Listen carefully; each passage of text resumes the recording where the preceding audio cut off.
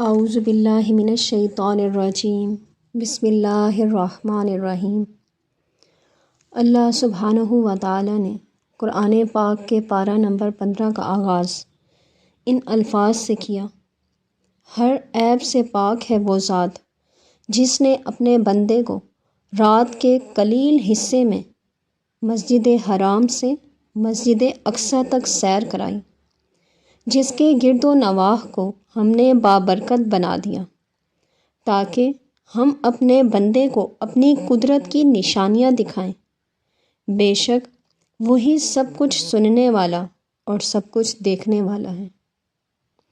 اس آیت مبارکہ کے شان نزول کے سلسلے میں جو کچھ حضرت ضیاء الامت رحمۃ اللہ علیہ نے ضیاء القرآن شریف میں لکھا ہے، جو ان تمام تفصیلات کا مجموعہ ہے جن کو سیرت کی کتابوں میں لکھا گیا ہے، وہ مختصر واقعہ کچھ اس طرح سے ہیں کہ جب نبی کریم صلی اللہ علیہ وآلہ وسلم سفر معراج سے تشریف لائے اور صبح کے وقت حرم شریف میں بیت اللہ شریف کے پاس اپنی قوم کو اس عجیب و غریب سفر سے آگاہ کیا تو قوم نے آپ کی بات تسلیم کرنے سے انکار کر دیا اور آپ صلی اللہ علیہ وآلہ وسلم کا مذاق اڑانے لگے۔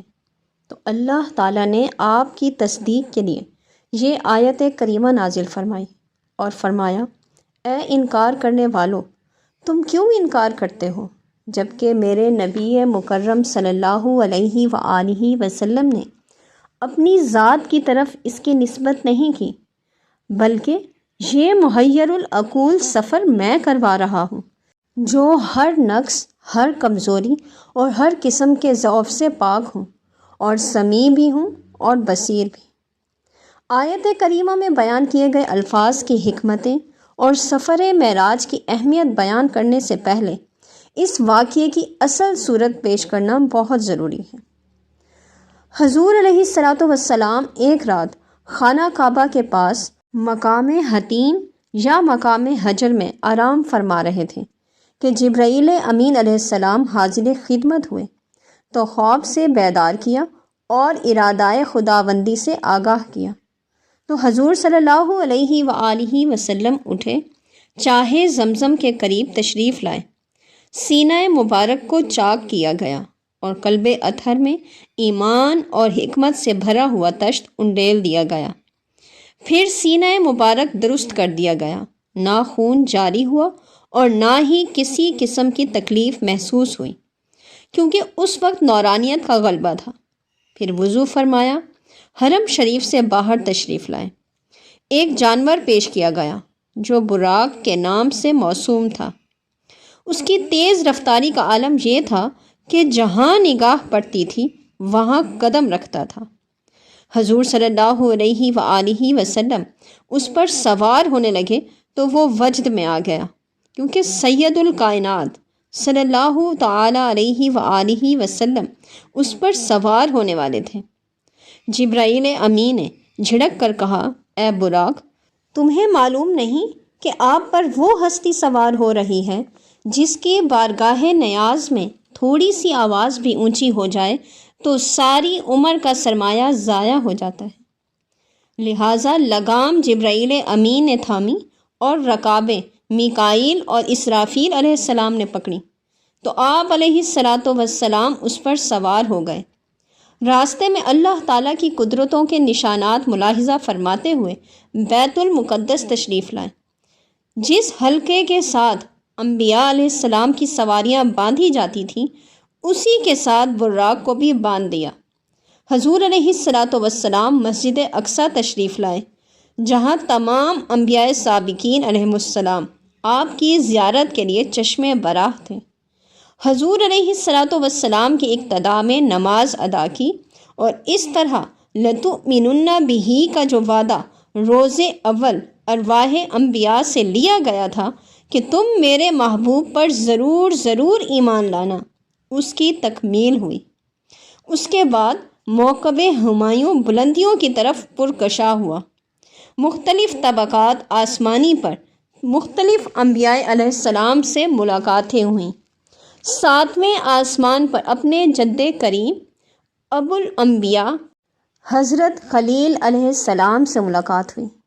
حضرت خلیل نے مرحبا بالنبی الصالح والابن الصالح کے محبت بھرے کلمات سے استقبال کیا۔ حضرت ابراہیم علیہ السلام بیت المعمور سے پشت لگائے بیٹھے تھے۔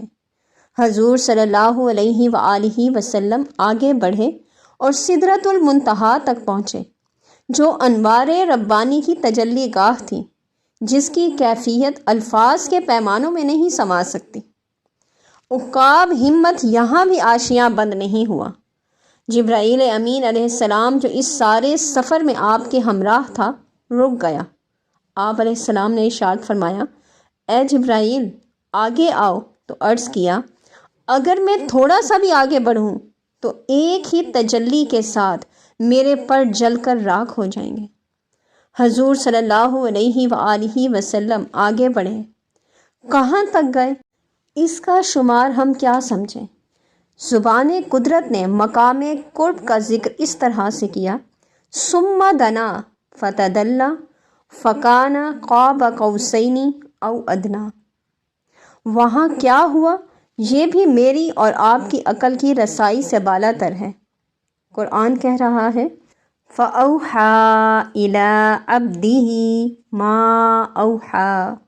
اس بارے میں علامہ سید سلیمان ندوی کے الفاظ اس طرح ہیں کہ پھر شاہد مستور ازل نے چہرے سے پردہ اٹھایا اور خلوت گاہ راز میں ناز و نیاز کے وہ پیغام عطا ہوئے کہ دل کی لطافت و نزاکت بارے الفاظ کی متحمل نہیں ہو سکتی۔